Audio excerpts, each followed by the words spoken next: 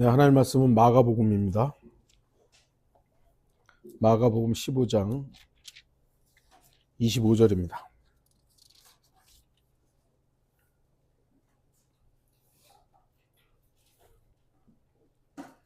제가 말씀을 읽겠습니다. 제3시가 되니 그들이 주를 십자가에 못 박더라. 말씀에 제목은 십자가를 보라입니다. 구원받은 그리스도인이라 해도 아직은 여전히 육신을 입고 있기 때문에 죄를 지을 때가 많습니다. 이러한 일은 육신을 입고 있는 한 지속될 수밖에 없습니다. 한 개인이 예수 그리스도를 영접하고 거듭나면서부터 옛 성품과 새 성품 사이에는 치열한 영적 전쟁이 발생합니다.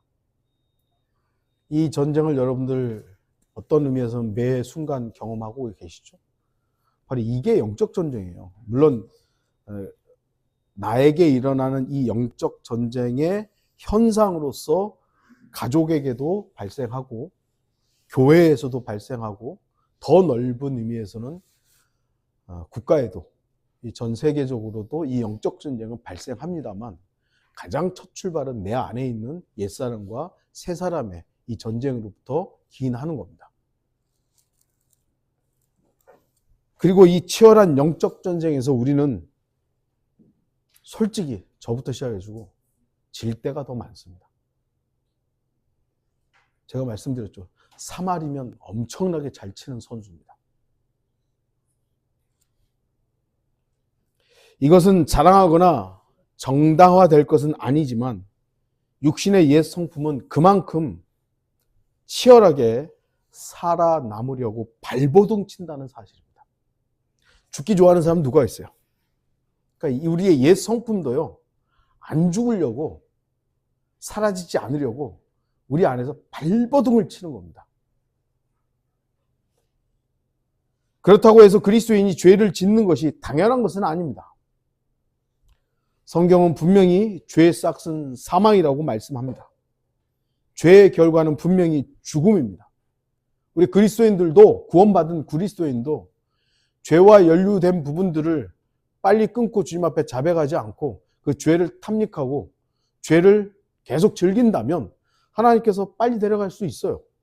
물론 좀 전에도 말씀드렸지만 어떤 지체들이 우리가 예상한 것보다 빨리 하나님께 데려가요. 그럼 다 그 사람들은 죄 때문에 죽은 거냐? 그건 아니죠. 우리가 알 수 없는 부분이죠. 그러나 성경은 우리 분명하게 우리의 육신의 생명을 먼저 데려가는 사람들 중에는 죄와 연루되어서 먼저 데려가는 사람도 있을 수 있다는 겁니다. 그래서 우리는 빨리빨리 자백하는 것이 현명한 거예요. 계속 그 죄를 붙잡고 나 그래도 구원받았는데 하나님 안 죽이실 거야. 그렇게 뻗팅기지 마시고 빨리빨리 자백하고 또 소위 말해 또 죄를 짓는다 할지라도 지금은 빨리 자백하는 것이 현명한 겁니다. 죄의 결과 분명히 죽음입니다. 죄의 싹은 사망이라고 말씀하셨기 때문입니다. 그렇기 때문에 하나님의 아들이신 주 예수 그리스도께서는 저와 여러분의 죄와 죽음을 대신해서 그 죽음을 통과해야만 했던 것입니다. 세상과 인간들은 죄에 대해서 하찮게 여기고 대수롭지 않게 여기며 죄를 죄로 인정하지 않습니다. 시대가 악해지면 악해질수록 이제 점점 더 그런 현상들이 더 보입니다. 그 정도 가지고 그 정도 가지고. 그러나 하나님께서는 결코 죄를 묵과하지 않습니다. 만일 죄의 결과가 비참하지 않다면 굳이 하나님께서 자신의 사랑하는 아들을 죽이면서까지 죄에 대한 심판을 집행하지 않았을 겁니다. 죄가 그만큼 심각했기 때문에 자기 아들을, 곧 자기 자신의 죽음을 통해서 죄의 문제를 해결해야만 했던 것입니다. 산다는 것, 생명, 정말 소중합니다. 사는 것이 삶이 중요하기 때문에 주님께서는 자신의 생명을 내놓으셨고 자신의 핏값으로 생명을 바꿔놓은 것입니다. 하지만 더욱 중요한 것은 우리가 그 생명을 값없이 얻었다, 이것으로 끝나는 것이 아니라 어떻게 사느냐입니다. 하나님께서는 인간들이 하나님의 아들들로서 살기를 바라시는 것이지 하나님과 무관하게 자기 중심으로 사는 것을 결코 바라지 않습니다. 왜냐하면 하나님 자신이 생명이시잖아요. 하나님 자신이 생명인데 하나님과 연관되면 하나님과 연관되고 하나님을 숭앙하고 하나님을 예배하면 그 하나님의 생명이 자연스럽게 공급되는 거예요. 근데 하나님과 무관하게 자기 자신으로 살면 하나님으로부터 공급받을 수 있는 모든 생명의 근원들을 차단하고 사는 겁니다. 그걸 알아야 현명한 사람이고요. 그걸 모르면 어리석은 사람입니다. 예수 그리스도의 죽음은 죄인이 죄의 결과로서의 영원한 죽음과 형벌을 면하게 했습니다. 그리스도인은 죽음과 영원한 저주에 이르는 죄로부터 용서함을 받았습니다. 그래서 영이 거듭난 사람은 더 이상 죄를 짓지도 알지도 못한다고 말씀합니다. 요한일서 3장 9절, 하나님께로부터 태어난 사람은 누구나 죄를 짓지 아니하나니 이는 하나님의 씨가 그 사람 안에 거하며 또 죄를 지을 수 없는 것은 그가 하나님께로부터 태어났기 때문이라. 하나님으로부터 태어난 사람은 이제 죄를 지을 수도 없고 죄를 알지도 못합니다. 그건 우리 근데 다 알잖아요. 어떤 것이 죄이고 뭐 어떻게 하면 이거 하나님 싫어하는지 다 알잖아요. 왜 뭐가 다른 것이죠? 우리가 죄를 알고 죄를 짓고 죄와 연루되는 것은 우리의 옛사람인 겁니다. 하지만 우리의 거듭난 새 사람은 죄를 알지도 못하고 죄를 지을 수도 없는 겁니다. 그래서 아까 말한 이 새 사람과 옛 사람이 계속 싸우는 거예요.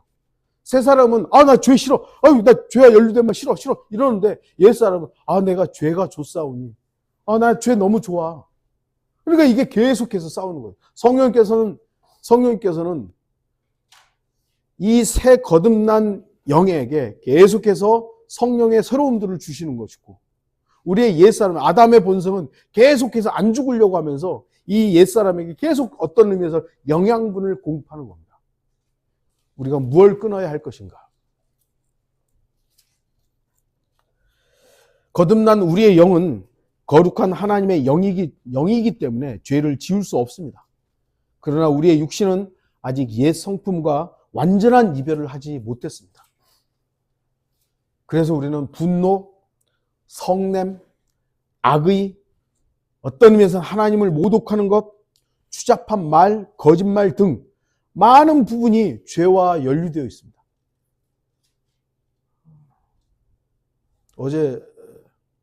어제는 다행히 제가 우리 자매 이제 직장 데려다 주고 가는데 뒤에서 누가 쿵 부딪혔어요.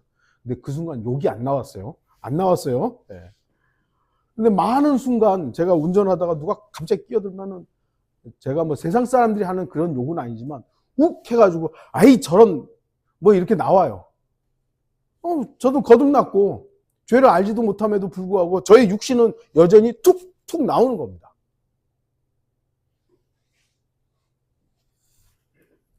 그래서 그리스도인은 자신의 육신의 옛사람으로부터 낙담하고 좌절할 때가 너무나 많습니다. 나 구원받았는데 왜 이렇게 살까? 나 이런 마음 가지면 안 되는데, 남을 미워하면 안 되고 사랑해야 되고, 남을 더 이렇게 자애롭게 봐야 되는데 왜 이게 안 될까?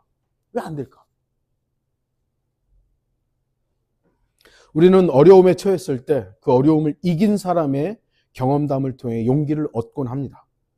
우리가 죄를 통해 좌절하고 낙담하지 않았다면, 우리 모든 성도들이 그런 어려움들을 겪지 않았다면 서로를 이해하고 위해서 기도하는 것은 어쩌면 어려울 겁니다. 여러분 중에 어려움을, 고난을 겪지 않은 분 계십니까? 나이가 어리다고 우리 청년들은 그런 거 없어. 아니요. 다 있을 겁니다. 그러니까 누군가가 아파하고 힘들어하면 우리가 서로 위로해 줄 수 있는 거예요. 형제님, 내가 형제님을 위해서 기도하겠습니다. 자매님, 내가 자매님을 위해서 기도하겠습니다. 왜요? 나도, 여러분도 그 경험들이 있기 때문이죠. 사도 바울도 똑같습니다. 사도 바울도 육신 때문에, 자신의 육신 때문에 자기는 매일 죽는다고 고백합니다. 고린도전서 15장 31절, 내가 그리스도 예수 우리 주 안에서 지니고 있는 너희의 자랑함으로써 단언하니 나는 매일 죽노라. 사도 바울, 그 위대한 하나님의 사도가 왜 죽어야 되겠어요? 저와 여러분들이 겪었던 그 육신의 고민, 육신의 고난, 육신의 갈등, 이게 없었다면 매일 죽어야 할 이유가 없습니다. 사도 바울도 저와 여러분과 똑같은 성정을 가지고 있기 때문에 그러한 고민과 염려, 갈등이 있으니까 아유, 난 매일 죽어야 돼. 난 매일 죽어야 돼. 사도 바울은 자신의 몸을 지칭해 사망의 몸이라고 한탄했습니다. 그래서 사도 바울은 그리스도인에게 죄에 대해서 어떤 입장을 취해야 하는가를 정확하게 제시할 수 있었던 것입니다. 이방인의 사도였던 바울도 우리와 같은 육신의 일로 괴로워하고 낙담하고 좌절했습니다. 그래서 그는 우리 그리스도인들에게 자신있게 권면할 수 있었던 거예요. 나도 이런 일들이 있었다. 그렇다면 우리 형제자매들, 지역교회 있는 형제자매들 이렇게 승리하십시오. 주 예수 그리스도 역시 우리와 동떨어진 분이 아니시죠? 우리와 똑같은 시련을 겪었기 때문에 우리에게 위로할 수 있는 분이신 겁니다. 여러분, 예수님 육신을 입고 이 땅에 계실 때 죄를 지을 수 있는 가능성이 있었을까요? 없었을까요? 예수님이 육신을 입고 이 땅에 있었잖아요. 예수님은 죄를 지을 수 있었을까요? 없었을까요? 있으셨습니다. 육신이기 때문에. 하지만 그분은 죄를 짓지 않았어요. 그것이 바로 예수 그리스도와 우리의 어떤 의미에서 좀 차이점이죠. 아니, 죄를 지을 수 없는 그 몸으로 이 땅에 와가지고 우리를 어떻게 알겠어요? 우리가 겪는 그 고난을 어떻게 알겠어요? 그러니까 예수님은 우리가 똑같은 몸으로 오신 거예요. 모든 유혹을 받았어요. 40일 금식하고 바로 시험 받으셨잖아요. 근데 그걸 승리하신 거예요. 승리하신 거예요. 우리도 어떤 의미에서는 예수 그리스도 성령님께서 우리를 강하게 역사하시면 우리가 어떤 때 죄를 이기죠? 아, 그래, 나 죄 안 져야지. 물론 그 결심, 의지의 선택도 중요하지만 그걸 가능하게 한 것은 성령님께서 우리를 강하게 역사하셨기 때문입니다. 우리가 성령 충만할 때 죄 안 져요. 저도 가만히 보면 어떤 때 죄와 멀려고 난 생각도 안 해야지 하는지 합니까? 성령 충만했을 때예요. 성령님께 나의 의지라든지 이런 것들을 맡기지 않고 내 마음대로 생각할 때는 그냥 붙잡는 겁니다. 그냥. 히브리서 4장 15절, 이는 우리의 대제사장은 우리의 연약함을 동정할 수 없는 분이 아니요 모든 점에서 우리와 마찬가지로 시험을 받으셨지만, 시험 받으신 거예요. 그러면 그 시험 받으신 그분은 어떤 의미에서는 죄를 지을 수도 있었던 것이죠. 하지만 그는 죄는 없으신 분이기 때문입니다. 이것이 바로 우리가 예수 그리스도를 인자로서도 존중해야 될, 하나님의 아들이신 신적 존재로서만 존중할 것이 아니라 바로 인간의 모습으로서의 그 예수님도 우리가 존중하고 또한 따라야 할 이유가 바로 그것입니다. 우리가 하나님이신 예수님만 너무 강조하다 보니까 인자로우신 인간이셨던, 우리가 똑같은 인간이셨던 그 예수님에 대해서는 좀 많이 소홀한 부분이 있는데, 이 부분도 우리가 생각해 본다면 우리가 죄를 전혀 짓지 않고 살 가능성 없습니다 라고 단정 지을 수는 없는 거예요. 우리가 성령 충만하면, 문제는 이제 24시간 동안 성령 충만하지 못하니까 문제지, 성령 충만을 우리가 24시간 내내 한다면 우리는 죄와 무관하게 살 수도 있을 겁니다.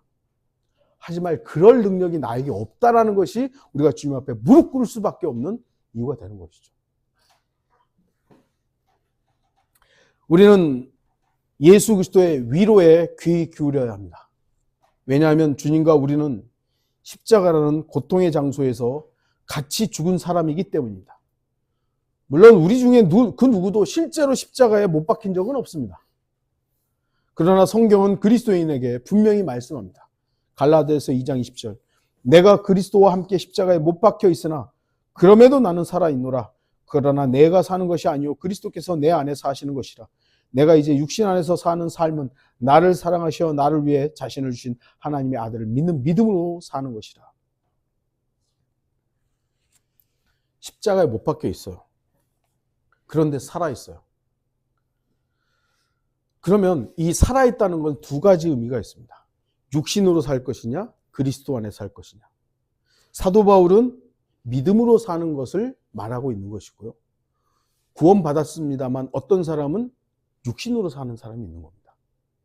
그거는 누가 대신해 주지 않습니다.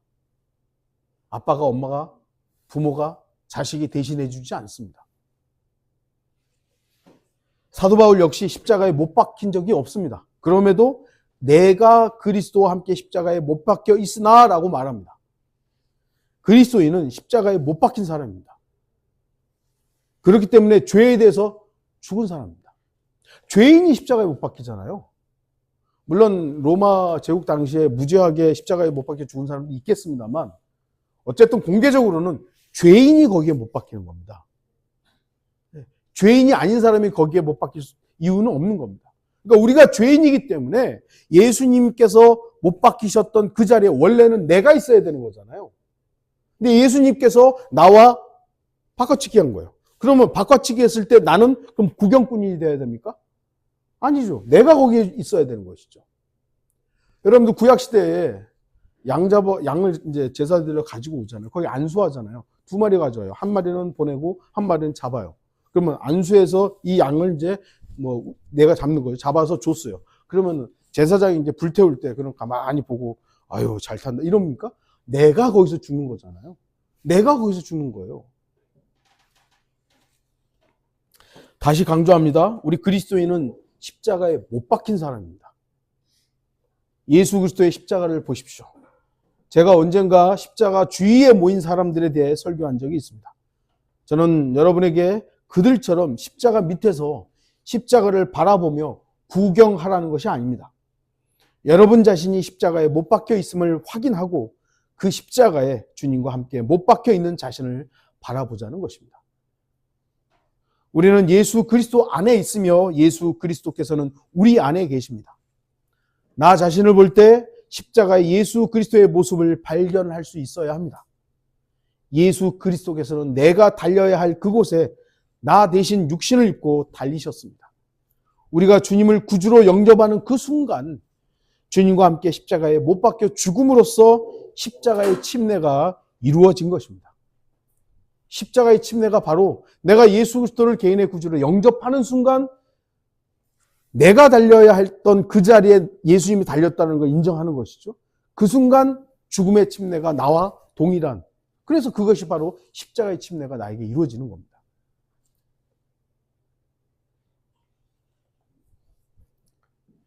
십자가에 못 박힌 사람 치고 살아남은 사람은 없습니다. 예수님도 십자가에 죽으셨잖아요. 가장 신비한 것은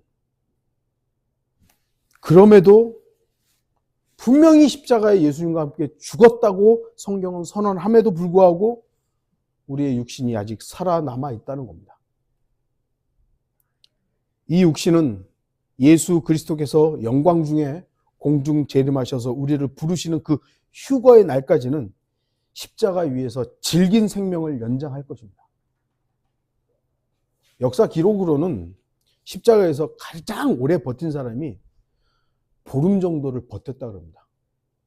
보름을 그 십자가 위에서 안 죽고 있었대요. 얼마나 고통스러웠을까요? 지금 그러니까 역사 기록으로도 더 잔인한 마녀 사냥이라든지 이런 게 있습니다만 어쨌든 공식적으로는 가장 고통스러웠던 형틀이 바로 십자가거든요. 근데 거기서 바로 죽으면 좋을 텐데 안 죽고 보름을 15일가량을 거기서 있었다면 얼마나 고통스러웠을까요?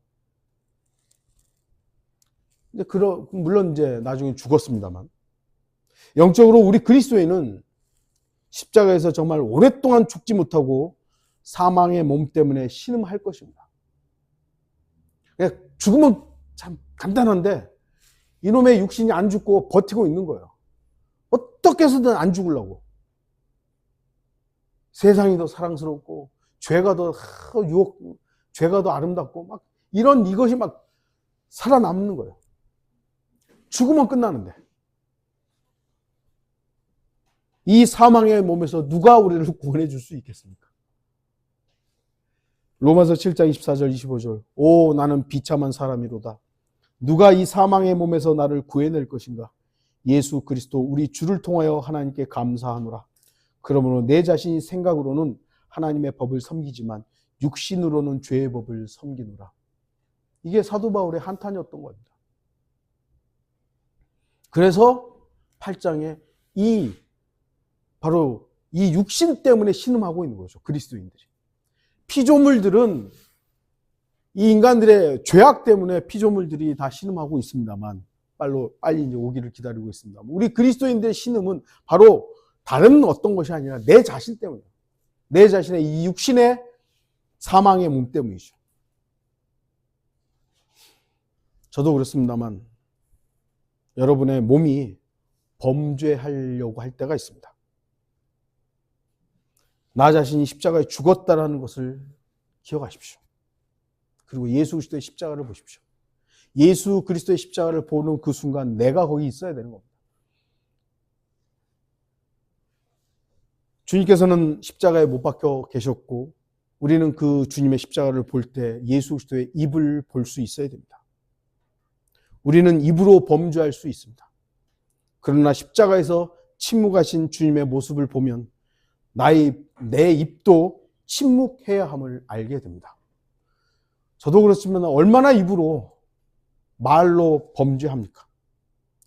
주님께서는 그 십자가에서 단 7마디의 말씀만 하셨습니다. 나눠드린 프린트에 그 구절들이 나와 있습니다.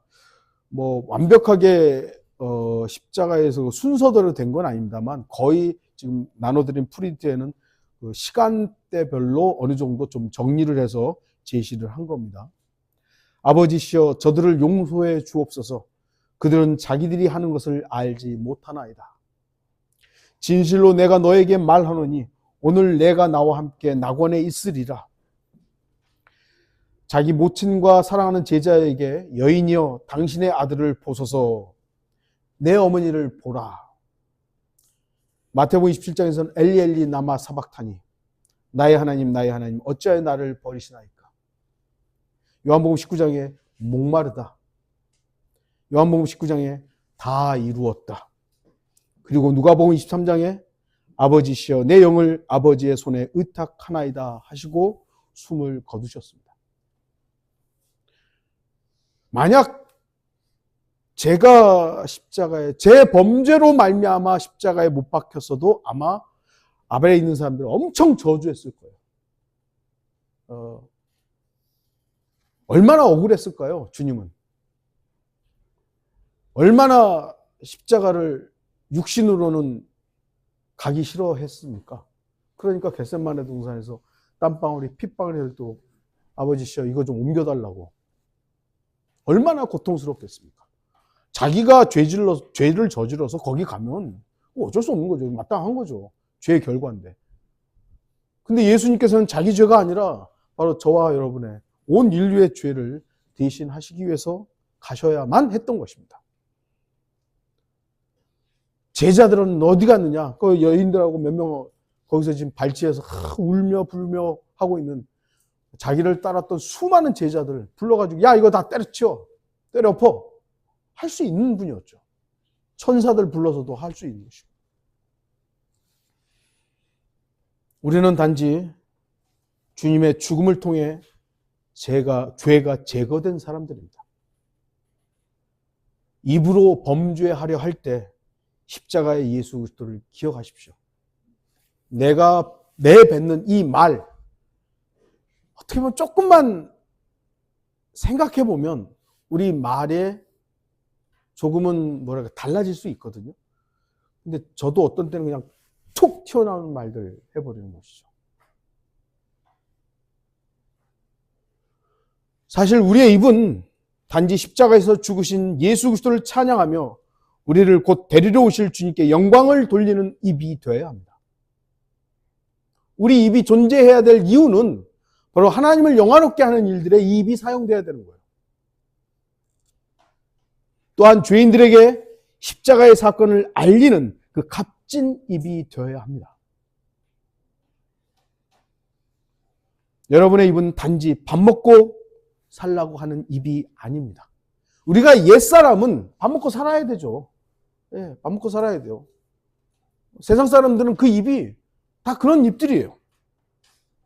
세상 사람들이 입은 거칠고 음담패설을 즐겨하고 술 먹고 담배 피고 마약하고 더러운 음식 먹고 핏째 즐기고 아주 성경에서 하지 말라는 것들만 그 입으로 다 하고 있는 것이죠.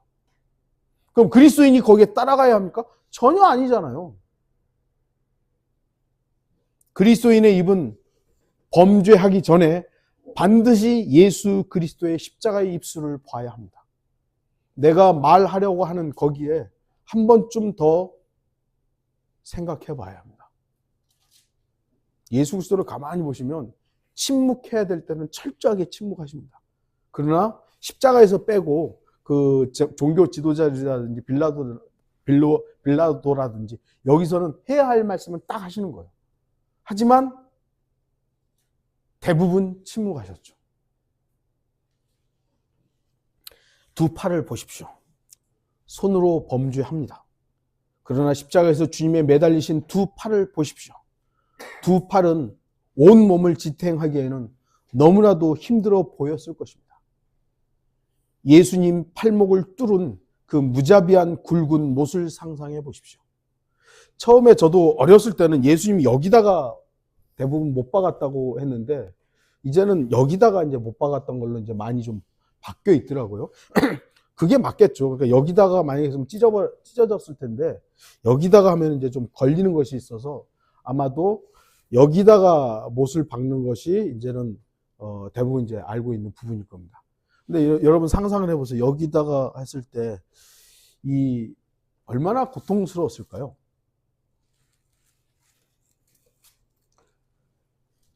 혹시 죄를 지으려 할 때 주님의 두 팔을 생각하면 우리가 손으로 하려고 했던 그 일들이 멈춰지지 않을까요? 우리의 두 팔도 십자가에 못 박혀 있다는 것을 잊는다면 손의 범죄는 막을 수 없을 것입니다. 세상 사람들은 두 팔로 수많은 죄를 저지릅니다. 살인하고 간음하고 총 만들고 술, 담배 만들고 술 마시고 담배 피우고 입으로 가져가고 마약을 만들고 저질 영화를 만들고 음란 서적들을 만듭니다. 누가 시켜서 하는 일들입니까? 물론 마귀의 집요한 유혹들이 있습니다만 그 일은 대다수 사람들이 좋아서 하는 일이에요. 자기가 옳다고 생각하고 자기의 이익을 위해서 그 일을 하는 거예요. 이익이 안 되는데 그 일을 한다? 이상한 사람이죠. 세상 사람들이 왜 그런 죄를 짓습니까? 다 자기 이익을 위해서 하는 거예요. 근데 그리스도인들이 자기 이익을 위해서 어떤 일들을 한다. 그럼 세상 사람은 뭐가 다른 겁니까? 그리스도인은 예수 그리스도의 유익을 위해서 일해야 되는 사람이지 내 이익을 위해서 사는 사람이 아니에요. 세상 사람들은 자신들의 손이 십자가에 못 박힌 적이 없기 때문에 죄에 대해서 자유로운 사람들입니다. 그러니까 죄 마음대로 짓는 거예요. 그러나 그들은 자신들의 죄의 대가를 반드시 치러야 할 것입니다. 여러분, 제가 말씀드리지만 이미 죄가 용서되었다는 걸 믿는 거잖아요. 예수님을 믿을 때 죄가 용서된다라는 것과 예수님이 용서했다라는 것을 믿는 것은 많이 좀 다릅니다. 십자가에서는 이미 완성이 된 거예요. 내가 믿는 순간 용서되는 게 아니라 용서되었다는 사실을 믿는 거예요. 그랬을 때 안 믿는 사람은 그럼 죄가 남아있느냐? 안 믿는 그 자체가 죄가 되는 거예요. 안 믿는 자체가 죄가 되는 것이고 이미 용서되었던 그 죄들이 나중에 찾아오는 겁니다. 그래서 정죄하게 되는 거예요. 백보자 심판 때 죄가 민수기에 나오잖아요. 찾아낸다고 나와있잖아요. 그러니까 우리는 죄가 제거되었지만 더 이상 우리 그 예수 그리스도의 보혈로 그 죄가 우리를 찾아낼 수가 없어요. 하지만 죄인들은 안 믿잖아요. 죄 용서됐다는 거 안 믿어요.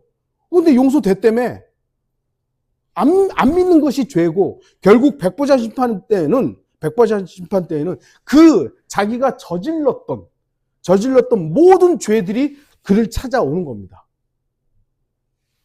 그래서 그 사람은 영원한 징벌을 받는 거예요. 무서운 일입니다. 그러니까 우리가 전하는 것은 당신 예수 믿으면 죄가 용서받아. 뭐 그것도 완전히 틀린 얘기는 아니지만 정확하게 전하는 것은 당신의 죄가 용서되었다는 걸 믿으십시오예요. 모든 죄의 문제는 해결되었습니다. 당신의 죄는 이미 용서되었습니다. 믿으십시오. 믿지 않음이 죄입니다. 그러니까 죄의 대가를 반드시 치러야 한다는 것은 제가 좀 전에 말씀드렸던 그 부분입니다. 결국은 찾아내는 거예요. 자기 죄들이 그를 찾아내서 정죄하는 거예요. 나가 바로 네가 저질렀던 죄다라고 찾아내는 거죠. 좀 의인화했습니다만.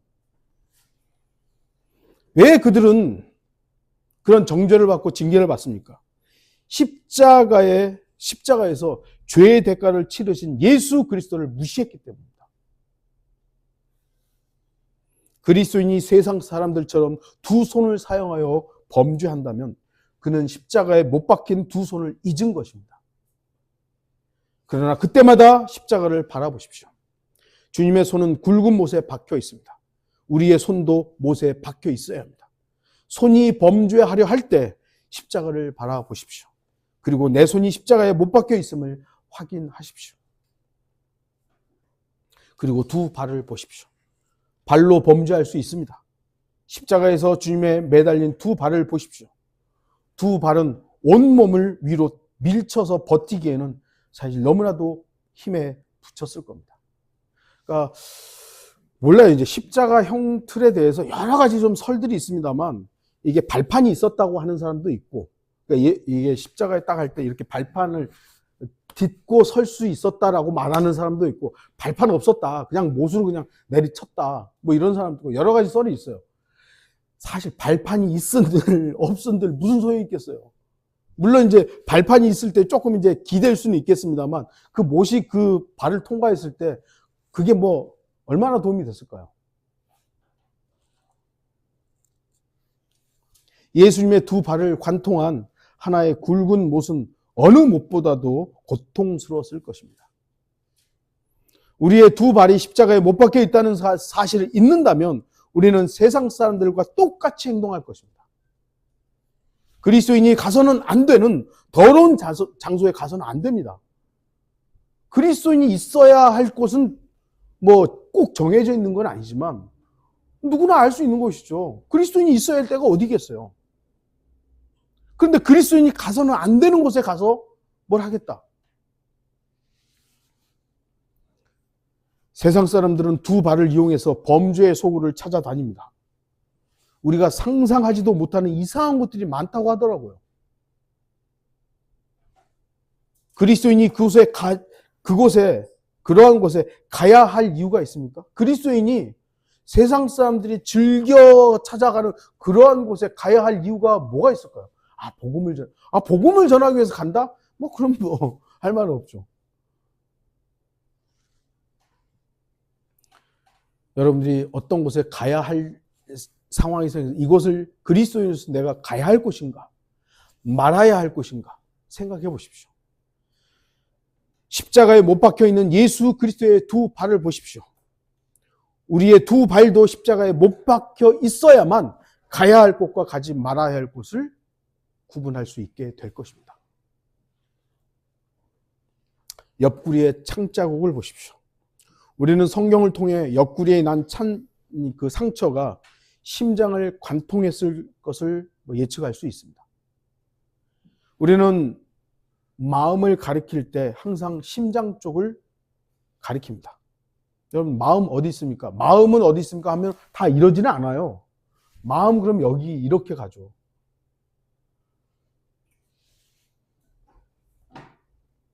우리는 대부분 마음으로 범죄합니다. 예레미야 17장 9절, 마음은 만물보다 거짓되고 심히 악하니 누가 그것을 알 수 있으리요. 마음이 범죄하려 할 때 십자가에서 관통된 예수 그리스도의 심장을 기억하십시오. 예수 그리스도의 옆구리를 찌른 창은 어느 창보다도 예리하여 예수 그리스도의 심장을 파괴했을 것입니다. 그 창자국 사이로 예수 그리스도의 몸에서는 물과 피가 모두 쏟아졌습니다. 저와 여러분이 마음으로 범죄하려는 그 순간 예수 그리스도의 심장을 바라봐야 합니다. 단지 십자가 밑에서 예수님을 위로 쳐다보는 것이 아닙니다. 주님과 함께 매달린 나를 봐야 합니다.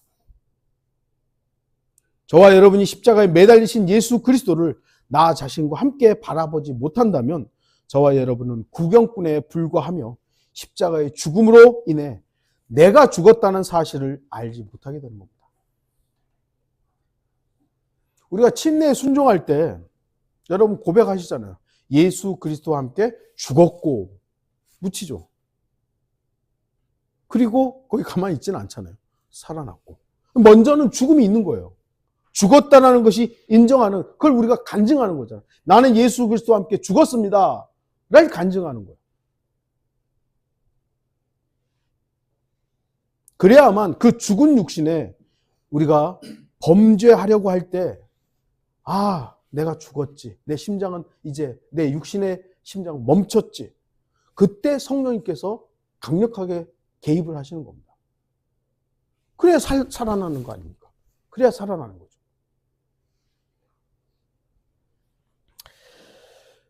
마지막으로 가시면류관을 보십시오. 우리는 또한 마음으로도 그렇지만 많은 경우 생각으로 죄를 범합니다. 저는 예수 그리스도의 가시면류관을 보게 된다면 우리의 머리 위에 씌워져 있는 가시면류관을 보게 되리라 생각합니다. 머리가 찢어지는 고통과 흐르는 핏방울이 얼굴을 타고 내렸을 것입니다. 저희 지난주에 일하다가 그 지게차, 이게 발이라고 하잖아요. 이게 발을 이렇게 올려놨는데 거기다 쾅 부딪혔어요. 그냥 정신이 번쩍 뜨더라고요. 했는데 다행히 이게 찢어지진 않고 여기 혹이 이렇게 났는데, 무언가를 하려고 할 때, 내가 엉뚱한 짓을 하려고 할 때 딱 한 대 치면 정신이 바짝 나는 거거든요. 내가 생각으로 범죄하려고 할 때 정신을 바짝 차리려면 어떻게 됩니까? 예수 그리스도의 면류관을 보면 됩니다. 그 면류관을 쓰신 그 예수님의 이마에 피가 주르르 흘러내렸을 거 아니에요. 여기만 그랬습니까? 온 뺨때기는 얼마나 맞았고 구타당했잖아요. 얼굴은 아마 퉁퉁 부었을 겁니다. 몸은 얼마나 또 멍들어 있었겠습니까? 피가 이렇게 흘러내리는데 그런 와중에 머릿속으로 무슨 죄를 생각할 수 있겠습니까? 인간은 범죄한 후 처음부터 악한 마음의 생각과 구상을 가지고 있었습니다. 창세기 6장 5절, 하나님께서 사람의 사악함이 세상의 창대해짐과 그 마음의 생각의 모든 상상이 계속해서 악할 뿐임을 보시고, 저와 여러분이 십자가에 못 박혀 죽으신 주님을 바라보지 않는다면 우리의 머리는 자유롭게 온갖 죄를 상상하고 구상할 것입니다. 세상 사람들을 보십시오. 그들의 머릿속에 어떤 생각과 상상과 구상들이 있는지, 마귀의 자식들의 어떻게 하면 죄를 더 지을까? 어떻게 하면 더 쾌락을 즐길 것인가? 어떻게 하면 더 많은 떼돈을 벌 것인가? 어떻게 하면 남을 짓밟고 올라갈 것인가? 물론 안 그런 사람들도 있긴 합니다만 대부분의 사람들의 그 욕망 속에 다 있어요. 그러니까 상황만 주어지면 다 취하려고 하는 것이죠. 원래부터 그 정치인들 장관 하려는 사람들이 그렇게 나쁜 사람들이었겠어요? 원래부터? 근데 모든 여건이 딱 갖춰지면 딱 가는 거죠. 왜요? 그 마음의 상상과 구상들이 어려서부터 악하기 때문에 그 악함을 취하는 거예요. 우리가 다 그 사람들 욕하지만 내가 그 상황이 되면 안 그럴까요? 그러나 그리스도인은 그러면 안 되는 거죠. 그리스도인은 그러면 안 되는 거예요. 아까도 뒤에서 와서 쿵 부딪혔어요. 세상 사람들은 그러더라고요. 아이고 이러고 나오잖아요. 네? 쿵 부딪히면 세상 사람들은 문 열고 나오면서 아이고 이러고 나온다고들 그래요. 뭐 그리스도인이 정말 다쳤다면 그래야 되겠지만 저는 멀쩡했어요. 그러니까 투벅투벅 나가지고 아이고 괜찮으세요? 물어보고 그 사람도 죄송합니다. 괜찮습니다. 뭐 그럴 수 운전하다 보면 그럴 수도 있죠 뭐. 그리스도인이라고 하면서 내 욕망대로 산다면 세상 사람들이 하는 것처럼 하는 것이죠. 여러분들 그래야 됩니까, 그리스도인? 성도는 건전한 생각의 영향을 따라야 합니다. 디모데후서 1장 7절 하나님께서 우리에게 주신 것은 두려워하는 영이 아니라 능력과 사랑과 건전한 생각의 영이라. 성도 여러분, 우리의 머리가 헛된 죄악에 사로잡힐 때 그때 십자가의 가시면류관을 보십시오. 결론을 맺겠습니다. 우리는 예수 그리스도와 함께 십자가에 죽은 경험을 한 사람입니다. 만약 아직 자신이 예수 그리스도의 십자가의 침례를 경험한 적이 없다라고 생각한다면 이 시간 예수 그리스도의 십자가를 바라보십시오. 그리고 예수 그리스도를 내 죄를 위해 핏값을 지불하신 구주로 영접하십시오. 내 죄는 이미 용서되었구나. 예수 그리스도를 자신의 구주로 영접한 사람은 누구나 예수 그리스도와 함께 십자가에 못 박힌 사람입니다. 예수 그리스도와 함께 십자가에 못 박혔다는 사실을 몰랐다면 이 시간 알면 되는 겁니다. 또한 이미 예수 그리스도의 십자가의 보혈의 은혜를 경험하고 그 십자가의 주님과 함께 못 박힌 적이 있는 성도라면 우리의 육신이 범죄하려 할 때 다시금 주님의 십자가의 상처를 기억해야 합니다. 우리의 육신은 아까도 처음에 얘기했듯이 계속 살려고 발버둥을 칩니다. 그러면 이거 계속 죽여야 되잖아요. 사도 바울이 말했던 거죠. 난 매일 죽노라. 매일 죽노라. 주님의 입을 기억하십시오. 그럼 내 말에 제어를 하게 될 것입니다. 주님의 뺨은 사람들에게 맞아서 부었습니다. 그럼 내 뺨 정도 세상 사람들이 우리가 진리 때문에 수치를 당하는 거 그게 대수롭습니까? 그분의 얼굴을 기억하십시오. 주님의 두 팔을 기억하십시오. 주님의 두 발을 기억하십시오. 주님의 심장을 꿰뚫은 창자국 난 옆구리를 기억하십시오. 그리고 주님의 머리에 씌워진 가시관을 기억하십시오. 주의하십시오. 범죄하려는 내 육신은 이미 십자가에 죽어 있어야 합니다. 죽어야 합니다. 그럼에도 살아있다면 우리의 몸의 고통만 증가할 뿐입니다. 십자가에서는 빨리 죽는 사람이 행복한 거예요. 그리스도인이 십자가에서 살아있기 때문에 죄에 대해서 자유롭지 못합니다. 주님과 죽었기 때문에 이제는 나는 죽었지 라고 맡겨야 합니다. 주님께서 나를 통제하실 수 있도록 해야 합니다. 그럴 때 성령의 열매를 맺게 되는 것입니다. 육신의 죄가 우리는 매 순간 다가옵니다. 저라고 안 그러고 여러분 안 그러겠습니다. 그냥 순간순간 다가옵니다. 그럴 때마다 십자가에서 이미 죽은 나를 예수 그리스도의 십자가에 매달려 있는 그 나를 발견하는 우리 모든 성도들이 되기를 바랍니다. 다 같이 기도하시겠습니다.